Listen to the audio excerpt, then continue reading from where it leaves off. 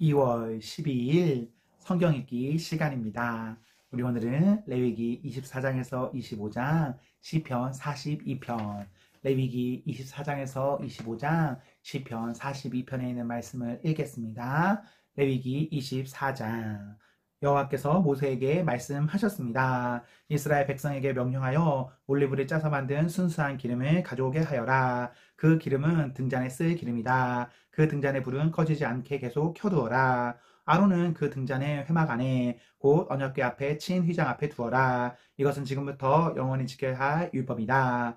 아론은 여호와 앞 곧 순금으로 만든 등잔대 위에 언제나 등불을 켜두어라. 고운 가루로 빵 12개를 만들어라. 빵 하나에 가루 10분의 2 에바가 들어가게 만들어라. 그것들을 여호와 앞에 금상 위에 두 줄로 늘어놓되 한 줄에 6개씩 늘어 놓아라. 각 줄에 순수한 향을 얹어라. 그 향은 빵을 대신해서 기념하는 몫으로 바치는 것이다. 그것은 여호와께 불에 태워 바치는 화제를 드리기 위한 제물이다. 아론은 안식일마다 그 빵을 여호와 앞에 놓아 두어라. 이스라엘 백성과 맺은 이 언약은 영원히 계속될 것이다. 그 빵은 아론과 그의 아들들의 몫이다. 그들은 그것을 성소에서 먹어라. 그것은 여호와께 바치는 화제 가운데서 가장 거룩하기 때문이다. 이것은 그들이 영원히 지켜야 할 규례이다. 어머니는 이스라엘 여자이고 아버지는 이집트 남자인 어떤 사람이 이스라엘 백성들 사이로 걷고 있었습니다. 그런데 그 사람과 어떤 이스라엘 사람 사이에 싸움이 벌어졌습니다. 이스라엘 여자의 아들이 여호와의 이름에 모독하고 여호와를 저주하는 말을 했습니다.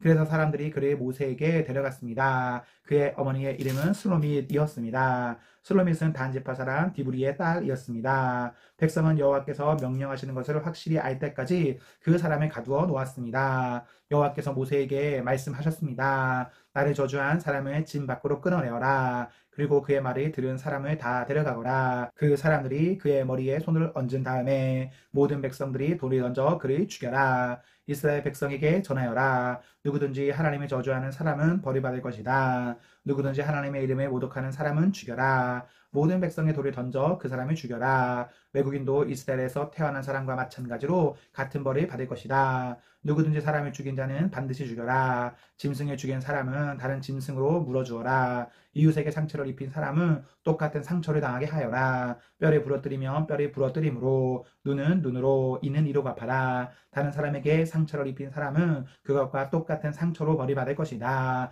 남의 짐승을 죽인 사람은 다른 짐승으로 물어주고 사람을 죽인 사람은 죽여라. 이 법은 이스라엘 백성이나 외국인이나 똑같이 지켜야 할 것이다. 나는 너의 하나님 여호와이다. 그리하여 모세가 이스라엘 백성에게 말했습니다. 그러자 백성은 하나님의 저주한 사람을 진 밖으로 끌고 와서 그를 돌로 쳐 죽였습니다. 이스라엘 백성은 여호와께서 모세에게 명령하신 대로 했습니다.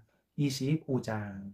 여호와께서 시내산에서 모세에게 말씀하셨습니다. 이스라엘 백성에게 전하여라. 내가 너희에게 줄 그 땅으로 들어가며 너희는 그 땅이 여호와를 위하여 안식할 수 있도록 특별한 시간을 주어라. 6년 동안은 땅에 씨를 뿌려도 좋고 포도밭을 가꾸어 열매를 거두어도 좋다. 그러나 7년째 되는 해에는 땅을 쉬게 하여라. 그 해는 여호와를 위해 쉬는 해이니 너희는 땅에 씨를 뿌리거나 포도원을 가꾸는 일을 하지 마라. 너희는 추수하다가 땅에 떨어져 저절로 자란 것은 거두지 마라. 너희가 가꾸지 않은 포도밭에서 자란 포도도 따지 마라. 이것은 땅이 1년 동안 쉬는 해이기 때문이다. 땅이 쉬는 해에는 땅이 너희에게 먹을 것을 낼 것이다. 너희 남자나 여자나 종이나 품꾼이나 너희 땅에 사는 외국인에게 땅에서 나는 것은 무엇이든 먹게 하여라. 또한 너희가 기르는 가축이나 너희 땅의 들짐승들도 땅에서 나는 것이면 다 먹게 하여라. 너희는 7년을 7번 세어라. 그러면 49년이 될 것이다. 그동안 땅에 쉬는 해가 7번 있을 것이다.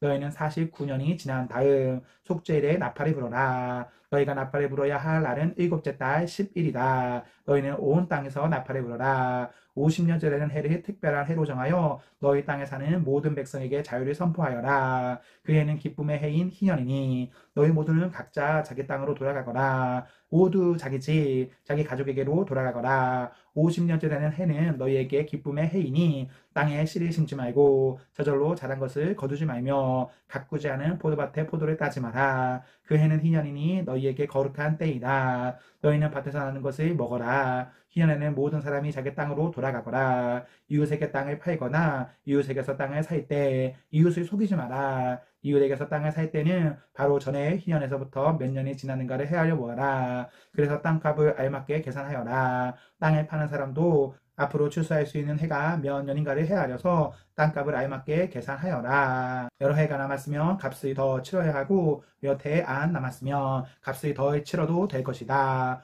이웃은 희년까지 출소할 횟수에 따라 내게 팔 것이다. 너희는 서로 속이지 마라. 너희는 하나님을 두려워하여라. 나는 너희 하나님 여호와이다. 나의 모든 가르침과 규례를 기억하고 잘 지켜라. 그러면 너희가 그 땅에서 안전하게 살 수 있을 것이다. 그 땅이 너희에게 좋은 열매를 주며 너희는 먹고 싶은 만큼 먹을 수 있을 것이다. 너희는 그 땅에서 안전하게 살 수 있을 것이다. 하지만 너희는 씨를 뿌리지도 않고 심은 것을 거두어 들이지도 않는다면 일곱째 해에는 무엇을 먹고 삽니까? 하고 물을 것이다. 내가 여섯째 해에는 너희에게 큰 복을 주리니 그 해에 땅에서는 3년 동안 먹을 작물이 나올 것이다. 여덟째 되는 해에 땅에 씨를 뿌릴 때는 전에 거두어 놓은 곡식을 먹을 수 있을 것이다. 아홉째 해가 되어 출사할 때까지 묵은 곡식을 먹게 될 것이다. 땅은 원래 나의 것이므로 너희는 땅을 아주 팔지는 못할 것이다. 너희는 내 땅에서 잠시 동안 사는 외국인이요 나그네일 뿐이다. 너희는 땅을 팔 수는 있으나 그 땅을 언제든 다시 살 수 있어야 한다.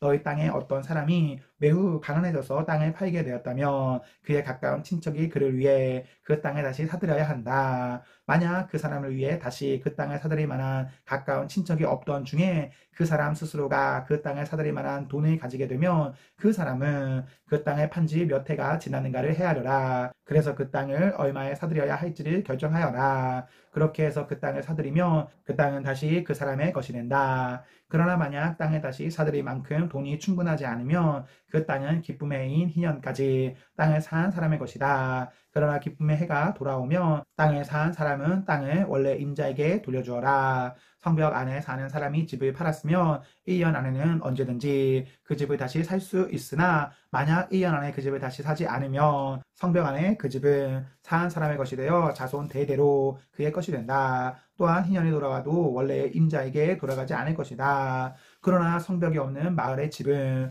토지와 같이 여겨라. 그런 집은 다시 사들일 수 있으니 희년이 돌아오면 그런 집은 원래 임자에게 돌려주어라. 레위 사람은 성벽 안에 있는 집이라도 언제든지 자기 집을 다시 살 수 있다. 레위 사람에게서 집을 샀다 하더라도 레위 사람들의 성 안에 있는 그 집은 희년이 돌아오면 다시 레위 사람들의 것이 될 것이다. 레위 사람들의 성 안에 있는 집은 레위 사람들의 것이기 때문이다. 그런 성은 이스라엘 백성이 레위 사람들에게 준 성이다. 레위 사람들의 성 둘레에 있는 밭과 뒷판도 팔 수 없으니 그 뒷판은 영원히 레위 사람의 것이다. 내 동족 가운데 너무 가난해서 혼자 힘으로는 살아가기 어려운 사람이 있거든. 너희는 나그네나 외국인을 돕듯이 그를 도와 너와 함께 살 수 있도록 하여라. 그에게 돈을 빌려줄 때는 이자를 받거나 이익을 얻으려 하지 마라. 내 하나님을 두려워하여라. 그 가난한 사람이 너와 함께 살 수 있도록 하여라. 그에게 이자를 받을 생각을 하고 돈을 빌려주지 마라. 그에게 이익을 바라고 먹을 것을 줘서가 안 된다. 나는 너희를 이집트 땅에서 인도해낸 너희 하나님 여호와이다. 내가 너희를 인도해낸 것은 너희에게 가나안 땅을 주고 너희 하나님이 되기 위함이다. 내 동족 가운데 너무 가난해서 자기 몸을 종으로 팔려고 하는 사람이 있더라도 너는 그를 종 부리듯 하지 마라. 너는 그들의 품꾼이나 나그네처럼 여겨서 기쁨의 해인 희년이 돌아올 때까지 너와 함께 살 수 있도록 하여라. 기쁨의 해가 돌아오면 그를 돌려보내라. 그가 자기 자녀를 데리고 자기 가족이 있는 조상의 땅으로 돌아가게 하여라. 내가 이스라엘 백성을 이집트에서 인도해냈으니 그들은 나의 종이다. 그러므로 그들을 종으로 여겨 팔아서는 안 된다. 너는 그 사람을 고되게 부리지 마라. 너는 내 하나님을 두려워하여라. 남종이나 여종을 두고 싶으며 내 둘레에 있는 다른 나라 중에서 사오너라. 또 너와 함께 사는 외국인 자녀 가운데서 종을 얻을 수도 있고 너와 함께 태어난 그들의 가족 가운데서도 얻을 수 있다. 너는 그들을 너의 것으로 삼을 수 있다. 너는 그런 외국인 종을 내 자손에게 물려줄 수도 있고 너는 그들을 영원의 종으로 삼을 수도 있다. 그러나 너의 형제인 이스라엘 백성들끼리 서로 고되게 부리지 마라. 너와 함께 사는 외국인이나 나그네가 부자가 되었다고 하자. 그리고 너의 동족 가운데 한 사람이 가난하게 되었다고 하자. 그 가난하게 된 사람이 너와 함께 사는 외국인 외국인에게 종으로 팔렸거나 아니면 그 외국인의 가족 가운데 다른 사람에게 팔렸다고 하자. 이때 그 가난한 사람은 팔린 후에도 그 몸값만 지불하면 자유의 몸이 될 권리가 있다. 그에 가까운 친척 중 한 사람이 그를 다시 살 수도 있고 삼촌이나 사촌이 다시 살 수도 있다. 누구든지 그에 가까운 친척 가운데 한 사람이 그를 다시 살 수도 있고 아니면 그가 스스로 돈을 벌어 값을 치르고 자유의 몸이 될 수 있다. 값을 치를 때는 그 사람이 외국인에게 자기 몸을 판 해로부터 시작해서 돌아올 휘년까지 횟수를 헤아려 값을 계산하여라. 이는 그가 그 횟수만큼만 종으로 일할 것이기 때문이다. 기쁨의 해까지 아직 많은 횟수가 남아 있다면 그만큼 값도 많이 치러야 하고 횟수가 얼마 남지 않았다면 그만큼 값을 적게 치르면 된다. 그가 자기 몸을 판 동안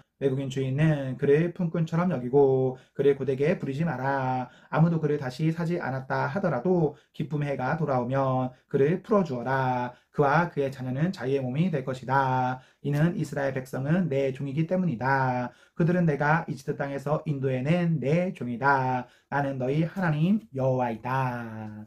시편 42편. 목마른 사슴이 시냇물을 찾아 헤매듯이 오 하나님이시여 내 영혼이 주를 찾아 헤매입니다. 내가 살아계신 하나님을 애타게 그리워합니다.